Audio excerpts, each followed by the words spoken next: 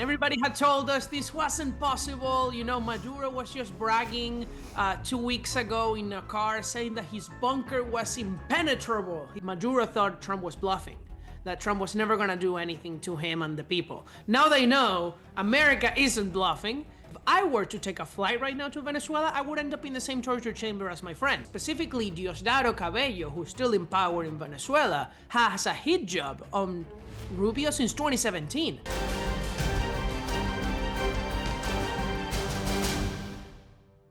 Okay, welcome back to Harry Cole Saves the West, the show where American grit meets British backbone. Obviously, those scenes just 10 days ago in Venezuela are still dominating the conversation. Joining me tonight is Daniel DiMartino, economist, born in Venezuela, and a man I think is grinning because I think he's about to get his country back. Daniel, welcome to the show.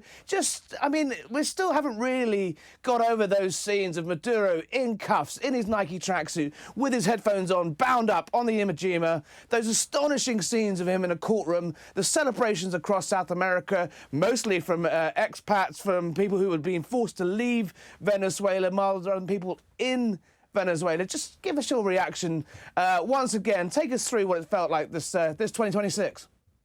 Well, look, it's something that we had in our dreams, right? That the US could just come and pick him up. Yeah. And everybody had told us this wasn't possible. You know, Maduro was just bragging 2 weeks ago in a car saying that his bunker was impenetrable, he said. And, well, turns out that the US could just go and pick him up, indeed. And most of his guards were actually Cubans who died in the process. So it's just great news. Hopefully this is the start of a transition. Really, what this matters, you know, it's great that Maduro is brought to justice, but what we really need is a transition so that Venezuela can be a great country once again. I totally agree with you there. I mean, obviously, we've seen regime change attempts in the past that have ended in disaster. I mean, taking just the toppling of Saddam Hussein, it wasn't just the toppling of Saddam Hussein, it was the complete decimation of the Iraqi state. Donald Trump's doing things a little bit differently here, and I suspect it's kind of upset a few people in the, who obviously want things to move quicker. But do you think there's some method in the tactics of, well, yes, taking out Maduro, literally, as you say, plucking him to a New York courtroom, but leaving his administration, his regime, let's not beat around the bush, in place? Clearly some sort of deal has been done with the vice president to keep her in place to avoid that vacuum. A deal has clearly been done to keep the army and the armed forces on side. Do you think that is a path to a transition and a sensible move to avoid chaos? Or do you think Donald Trump doesn't really mind as long as whoever's in power dances to his tune?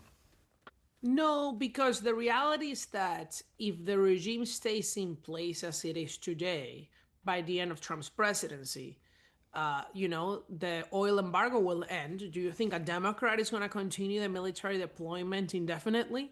Do you think they're going to do what Trump is doing? The terrorism is going to continue. The Cuban money is going to flow once again. The illegal immigration will continue happening, right? More people will leave Venezuela if conditions not change. That's just a fact. And so nothing will change except for a 3-year hiatus of slightly better symptoms. But the only way to end the illness is to cure it, not to give you some, flu alleviating pill. And so right now we took out Maduro. The reason the rest of the regime wasn't taken is not because the U.S. doesn't want to take them. It's that it's just logistically more difficult, as Secretary of State Rubio said. And so now the rest of the regime has an opportunity.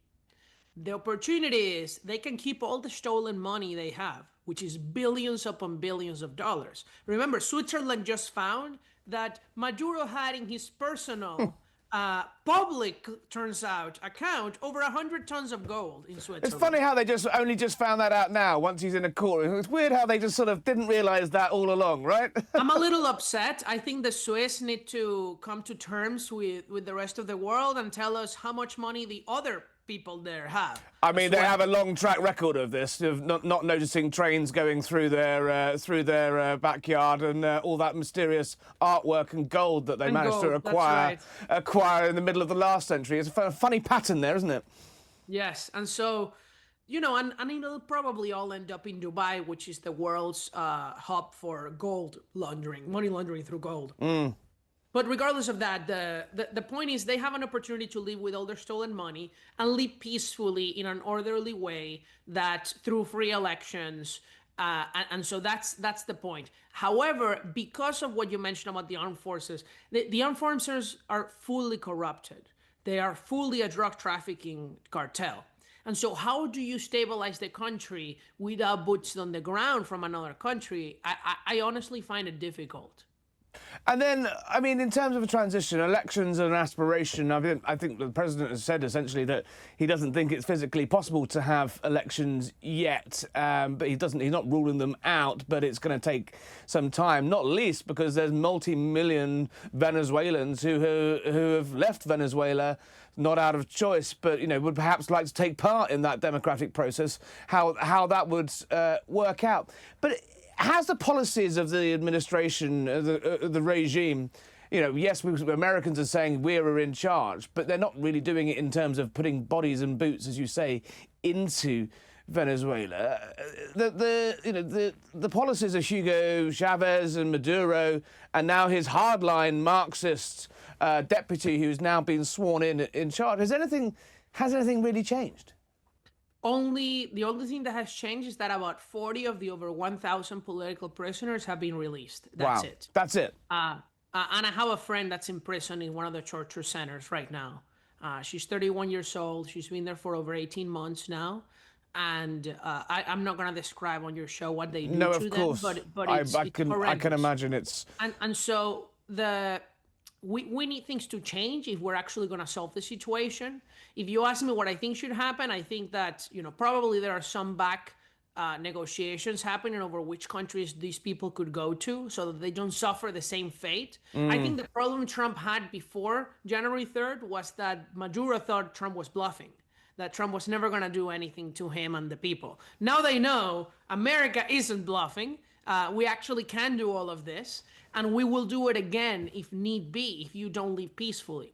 Now, you mentioned about how you can organize elections. You can absolutely organize elections. The Venezuelan people themselves organized a primary election 2 years ago that elected Machado with 92% of the votes without even the help of the armed forces.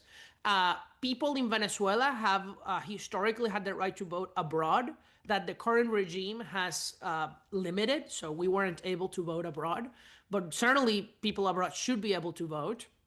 And that's really the only way to get people to return, right? That Venezuela becomes a democratic country. Because if I were to take a flight right now to Venezuela, I would end up in the same torture chamber as my friend, right? And I would love to go and visit. I would love to perhaps go and live. But right now it's an impossibility. What's happened there with Machado? Because obviously Donald Trump was, has lavished praise on her in the past.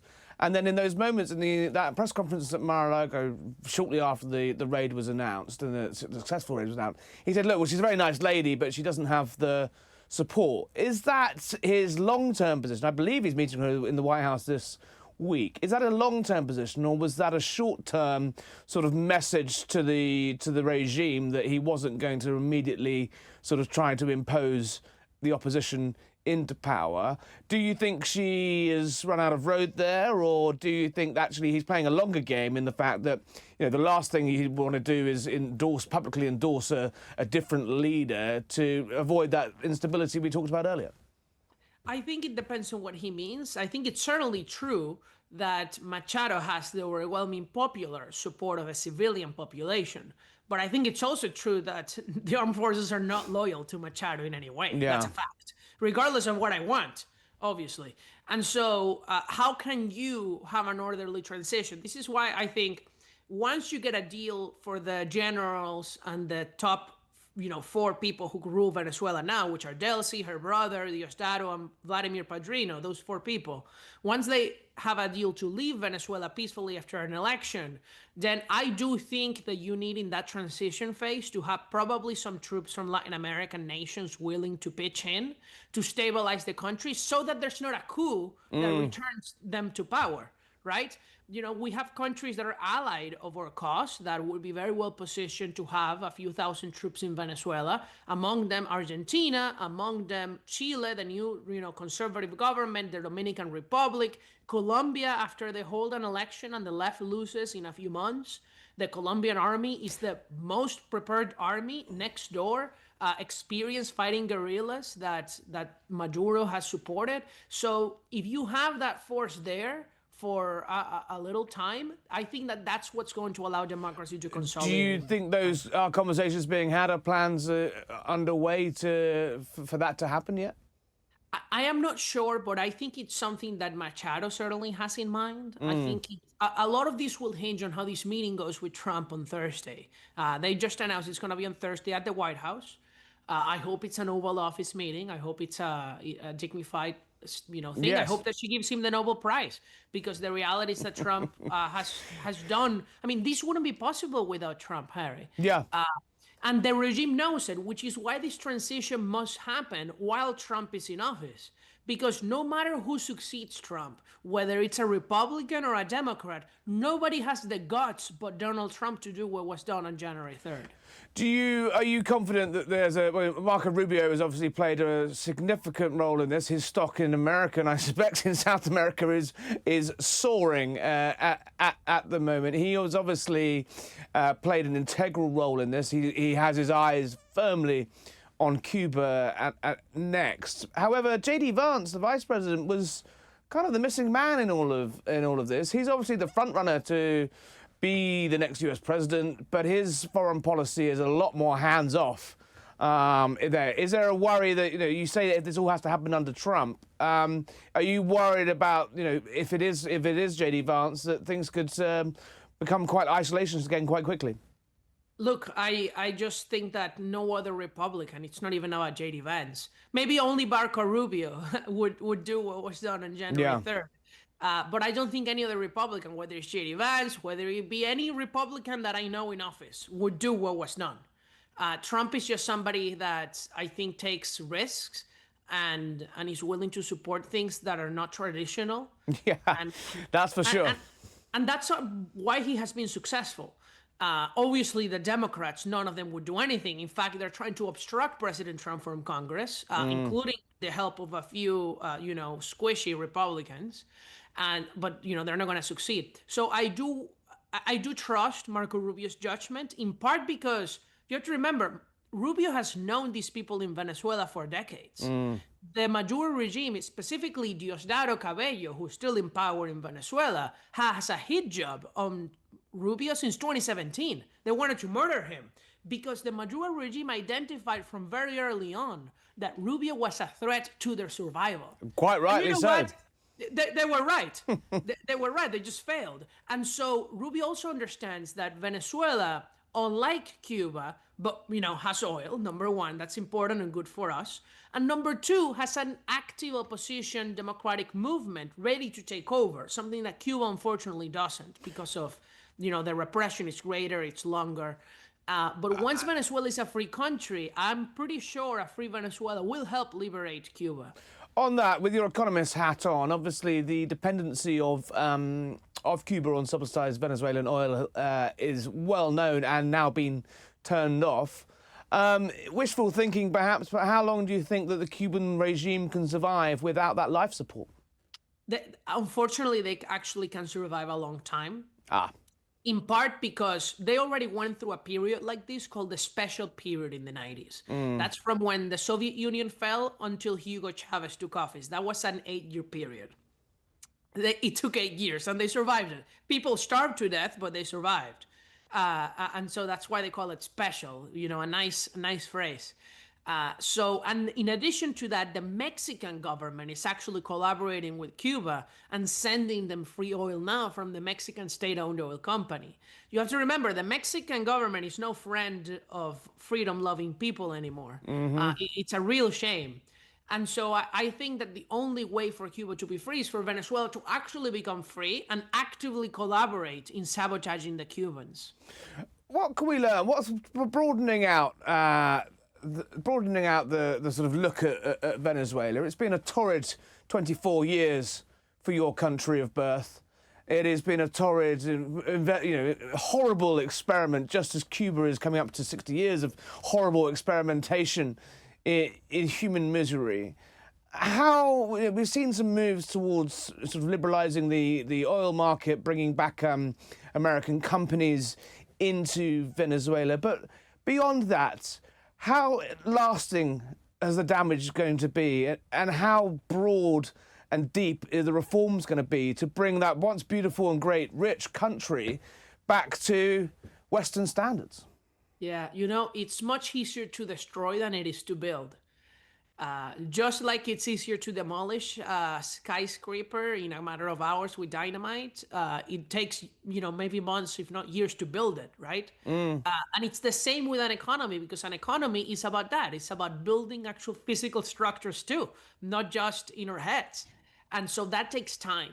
So Venezuela will certainly bounce back, but it's going to take, at least 2 decades to get to, I think, first world standards. Think about the post Soviet Union, Eastern Europe. Well, look at Russia still now. It is. Well, Russia took a dark path, but look at Poland. Venezuela could be the next Poland, but Poland got to British, for example, income levels just now. Yeah. It took them 30 years. I think the British government would give their left arm to have the growth levels that Poland That's right. has. But it took 30 years to get to first world status for the Polish. Venezuela can be that, and that would be amazing.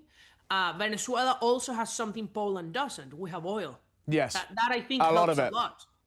And so that's useful, but the oil production cannot bounce back significantly without rule of law. I do trust that Maria Corina Machado, the opposition leader, is the person to do this, because she's the only person that from the start has been a capitalist. Yes. She's the person that actually ran on capitalism. She's somebody that is ideological, that reads Hayek, that reads Milton Friedman, that prepares her staff to be ideological like her. And that's the kind of person we need, not a socialist leading a country.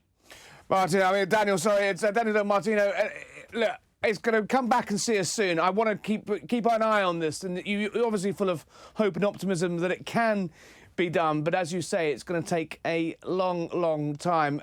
Thank you for joining us today. Thinking of your friends and lots of other friends, I think, still suffering in Venezuela. Obviously, praying for them. And come back and see us soon. Thank you for joining us. Thank you, Harry.